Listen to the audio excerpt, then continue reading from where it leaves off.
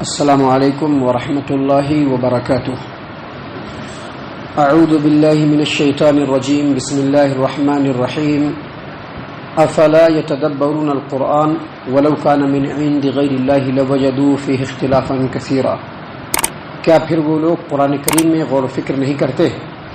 اگر یہ قرآن کریم اللہ کے سوا کسی اور کی طرف سے ہوتا تو یقیناً اس میں وہ بہت کچھ اختلاف پاتے۔ معزز سامعین کرام، سورۃ النساء سورہ نمبر 4 اور اسی سورت سے بھی آپ کے سامنے آیت نمبر 82 تلاوت کی گئی۔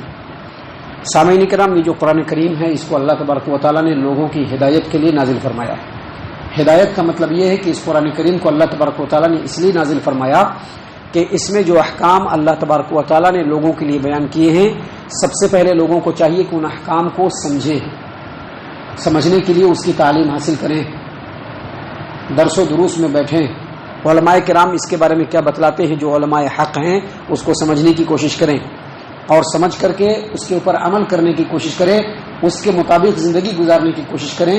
اسی لیے اللہ تبارک و تعالیٰ نے قرآن کریم کو نازل فرمایا ہے۔ لیکن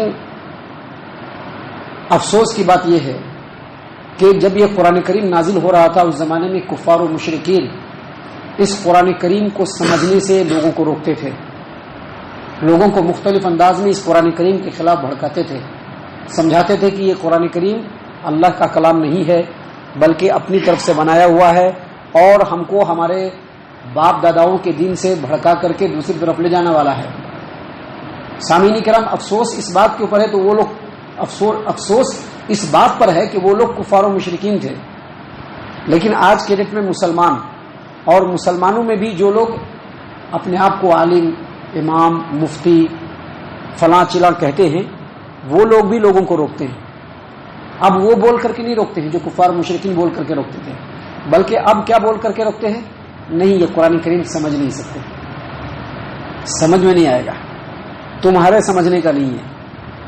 اللہ تبارک و تعالیٰ نے قرآن کریم کے اس آیت کریمہ میں یعنی سورہ نساء سورہ نمبر 4 آیت نمبر 82 میں تمام لوگوں کو مخاطب کرتے ہوئے کہا، محمد عربی صلی اللہ علیہ وسلم کو مخاطب کیا اور تمام لوگوں کے بارے میں کہا۔ کیا کہا؟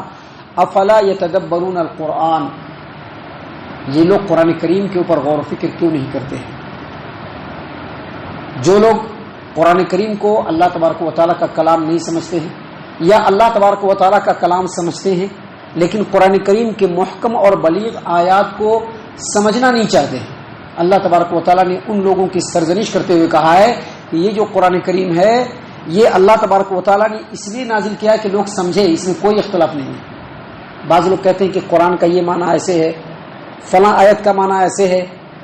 اللہ نے کہا کہ اس میں کوئی اختلاف نہیں ہے، کوئی اختلاف نہیں ہے۔ کیوں نہیں اختلاف ہے؟ کیونکہ یہ اللہ تبارک و تعالیٰ کی طرف سے نازل ہے اور قرآن کریم کی ایک آیت دوسرے آیت کا سپورٹ کرنے والی ہے، قرآن کریم کی ایک آیت دوسرے آیت کا سپورٹ کرنے والی ہے۔ محترم سامعین کرام، اللہ تبارک و تعالیٰ نے اسی بات کو سورہ محمد آیت نمبر 24 میں بیان فرمایا، افلا یتدبرون القرآن ام علی قلوب اقفالها، لوگ جو ہیں قرآن کریم کی آیتوں پر غور و فکر کیوں نہیں کرتے ہیں؟ ابھی عالم بتاتے ہیں نا، سمجھاتے ہیں نا، بعض تو ایسی جگہ بھی ہیں جہاں پر اپنے آپ کو امام کہنے والے، مفتی کہنے والے، فتویٰ دینے والے کہنے والے، اپنے آپ کو بہت بڑے درجے پر سمجھنے والے مسجد کے متولی حضرات قرآن کریم کے درس کو لوگوں کے سامنے پہنچانا نہیں چاہتے ہیں، روکنا چاہتے ہیں لوگوں کو قرآن سے۔ اگر کبھی کوئی امام صاحب قرآن کریم کو سمجھانے کے لیے بیٹھ گئے، اب ان کا پنشمنٹ لکھا ہوا ہے، ان کو پنشمنٹ ہوگی، ان کو مسجد سے باہر کیا جائے گا۔ اللہ تبارک و تعالیٰ نے ایسے ہی لوگوں کے بارے میں کہا کہ وہ لوگ قرآن کریم کے اوپر غور و فکر کیوں نہیں کرتے؟ کیا ان کے دلوں پر تالے لگے ہوئے ہیں؟ محترم سامعین کرام، جو لوگ لوگوں کو قرآن کریم سے روکتے ہیں اور بھڑکاتے ہیں، ان کا ایک یہ بھی کہنا ہے کہ فلاں آیت کا معنی جو ہے فلاں آیت کے معنی کے خلاف ہے، یا قرآن کریم کے اندر کسی چیز کے لیے بالکل کلیئر معنی ہوتا ہے، کلیئر ہوتا ہے معنی، لیکن وہ لوگ اس معنی کو چھوڑ دیتے ہیں اور ایسے آیتوں کی طرف جاتے ہیں جس کا معنی اور مفہوم کئی نکلتا ہے۔ اللہ تبارک و تعالیٰ نے ایسے لوگوں کے بارے میں واضح طور پر کہا ہے کہ وَلَوْ كَانَ مِنْ عِنْدِ غَيْرِ اللَّهِ لَوَجَدُوا فِيهِ اخْتِلَافًا كَثِيرًا، اگر یہ قرآن کریم اللہ تبارک و تعالیٰ کا کلام نہ ہوتا، یعنی لوگوں کا اپنا بنایا ہوا تھا، من گھڑت ہوتا، تو اس کے اندر بہت سارا اختلاف ہوتا. لیکن قرآن کریم میں کوئی اختلاف نہیں ہے. قرآن کریم میں کوئی اختلاف نہیں ہے. قرآن کریم کی ایک آیت دوسرے آیت کا سپورٹ کرنے والی ہے. اگر کسی کو ایسا لگتا ہے کہ قرآن کریم کی ایک آیت کا معنی کچھ اور ہے اور دوسرے آیت میں اس کے اگینسٹ بات ہے، تو اس کو چاہیے کہ وہاں پر سب سے پہلے خاموشی اختیار کرے. دوسرے نمبر پر جو دل کے اندر وسوسہ آیا ہے اس سے توبہ کرے. اور تیسرے نمبر پر جو پختہ علم والے ہیں ان کی طرف اس چیز کو پیش کرے اور پوچھے سمجھے کہ اس آیت کریمہ میں ایسا لکھا ہوا ہے، اس آیت کریمہ میں اللہ نے یہ بیان فرمایا ہے، اور فلاں آیت کریمہ میں اللہ تبارک و تعالیٰ نے اس طرح بیان کیا ہے. آخر اس کا مطلب کیا ہے، اس کا مقصد کیا ہے، اس کا مفہوم کیا ہے، اللہ تبارک و تعالیٰ کیا بتلانا چاہتے ہیں، یہ کہے، یہ سوچے. سامعین کرام، قرآن کریم کے اندر سورہ آل عمران آیت نمبر 7 میں اللہ تبارک و تعالیٰ نے ایسے لوگوں کی تعریف کی ہے جن لوگوں کو اللہ تبارک و تعالیٰ نے مضبوط اور پختہ علم دیا ہے. وہ لوگ کیا کہتے ہیں؟ آمنا بھی. قرآن کریم کے اندر جتنی بھی آیتیں ہم سب پر ایمان لاتے ہیں. کل من عند ربنا، قرآن کریم کے اندر جتنی بھی آیتیں ہیں سب ہمارے رب کی طرف سے نازل ہے. اور ان کا کام کیا ہوتا ہے؟ جو لوگ پختہ علم والے ہوتے ہیں، قرآن کریم کی کچھ آیتیں ایسی ہوتی ہیں جو بالکل واضح اور کلیئر ہے، اس کا کوئی دوسرا معنی اور مفہوم نہیں ہے. اور قرآن کریم کی کچھ آیتیں ایسی ہیں جس کا معنی اور مفہوم کئی نکالا جا سکتا ہے. تو ایسے جو متشابہ آیات ہوتے ہیں اس کو سمجھنے کے لیے محکم آیات سے سہارا لیتے ہیں. یعنی جن آیتوں کے اندر بالکل کلیئر معنی ہوتا ہے اس کا جو معنی ہوگا وہی معنی اس کا بھی ہوگا، اس کا معنی دوسرا نہیں ہو سکتا ہے. اس طرح سے وہ سمجھتے ہیں تو وہ لوگ کامیاب ہو جاتے ہیں.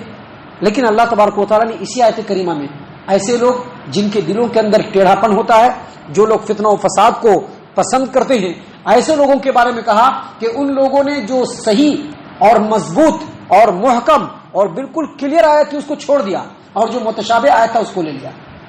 ابھی دیکھیے گا قرآن کریم سے جو ہے دلیل دیں گے بہت سارے لوگ کہ عید میلاد النبی بالکل قرآن سے ہے ایک دم ثابت. جب ان کی آیتوں پر آپ غور کریں گے تو وہاں پر کہیں پر بھی عید میلاد النبی کا ذکر نہیں ہوگا، اور وہاں پر اس بات کا بھی ذکر نہیں ہوگا کہ نبی صلی اللہ علیہ وسلم پیدا ہوئے اس کے لیے خوشی مناؤ.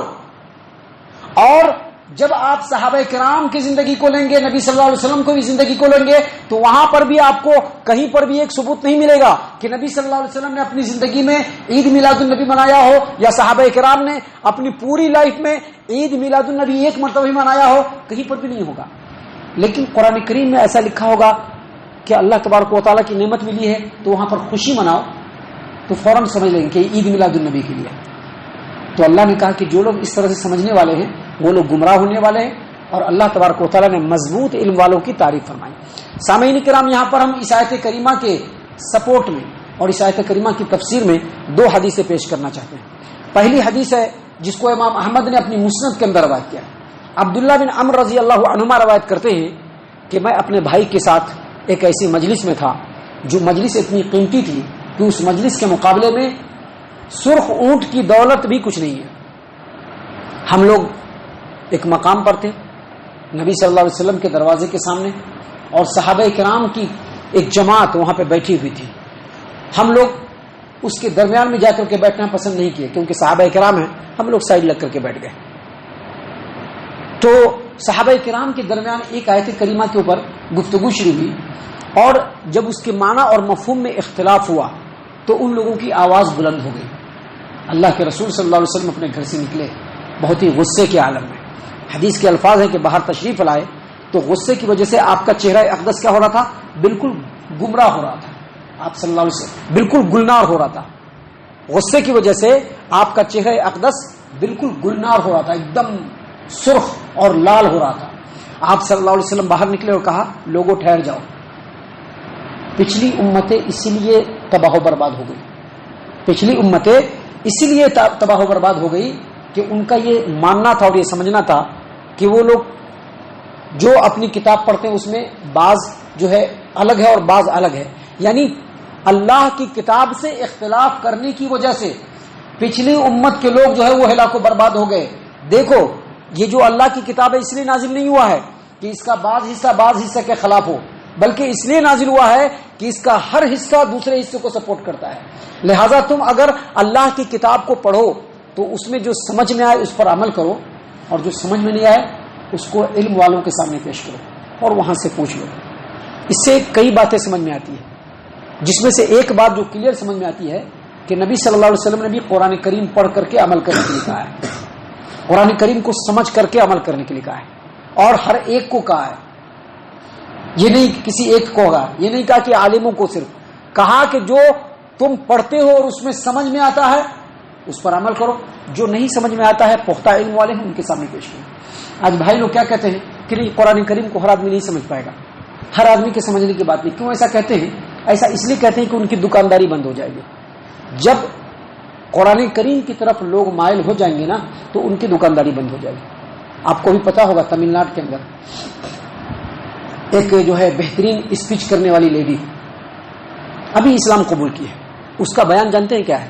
اس کا بیان یہ ہے کہ مسلمانوں نے اس ادبھت کتاب کو چھپا کر کے رکھا ہے. ہم لوگوں نے تو چھپا کر کے نہیں رکھا، لیکن بھائی لوگوں نے ضرور رکھا ہے.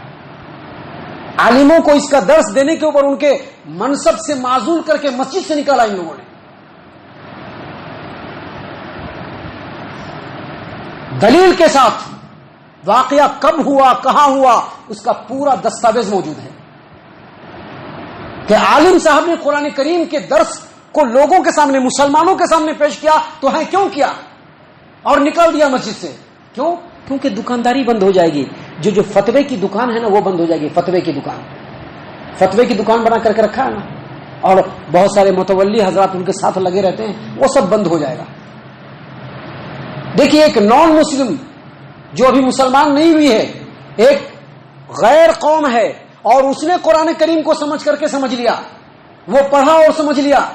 ایک مسلمان قرآن نہیں سمجھے گا جو دن رات جو ہے قرآن کے درمیان میں ہی رہ رہا ہے، کیا وہ قرآن نہیں سمجھے گا؟ تو کیا ہے کہ دکانداری بند ہوگی بول کر کے. نبی صلی اللہ علیہ وسلم نے کیا کہا؟ جب تم قرآن کریم پڑھو اور اس میں سے اگر کچھ معلوم ہو تو اس پر عمل کر لو، اور جو معلوم نہیں اس کو کس کے سامنے پیش کرو؟ جن کو اللہ نے پختہ علم دیا اس کے سامنے پیش کرو. تو اسی بات کو اللہ تبارک و تعالیٰ نے اس آیت کریمہ میں بیان فرمایا کہ افلا یتدبرون القرآن، لوگ قرآن کریم کے اوپر غور و فکر کیوں نہیں کرتے ہیں. دیکھیے ایک اور حدیث ہے جس کو امام احمد نے مسند احمد کے اندر اور امام مسلم نے صحیح مسلم کتاب العلم کے اندر بیان کیا ہے. امام احمد نے عبداللہ بن عمرو رضی اللہ عنہما کی روایت کو بیان کیا کہ میں ایک دن دوپہر کے وقت رسول اللہ صلی اللہ علیہ وسلم کی خدمت میں حاضر تھا. ہم لوگ بیٹھے ہوئے تھے، دو آدمی ایک آیت کریمہ کے بارے میں اختلاف کرنا شروع کر دیے. نبی صلی اللہ علیہ وسلم ناراض ہو گئے اور کہا کہ تم سے پہلی امتیں اپنی کتاب سے اختلاف کرنے کی وجہ سے یہ علاقہ برباد ہو گئے.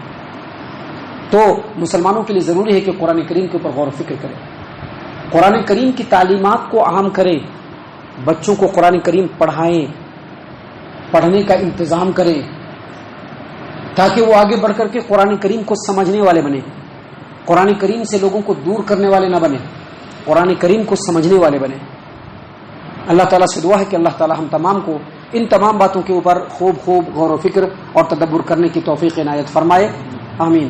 اللہ تعالیٰ ہم تمام کو صحیح معنوں میں پکا سچا مومن مسلمان بنائے، اللہ اور اس کے رسول صلی اللہ علیہ وسلم کی اطاعت و فرما برداری کرنے والا بنائے، صحابہ کرام رضی اللہ عنہم کے طریقے پر چلنے والا بنائے، جنت الفردوس میں جگہ عطا فرمائے.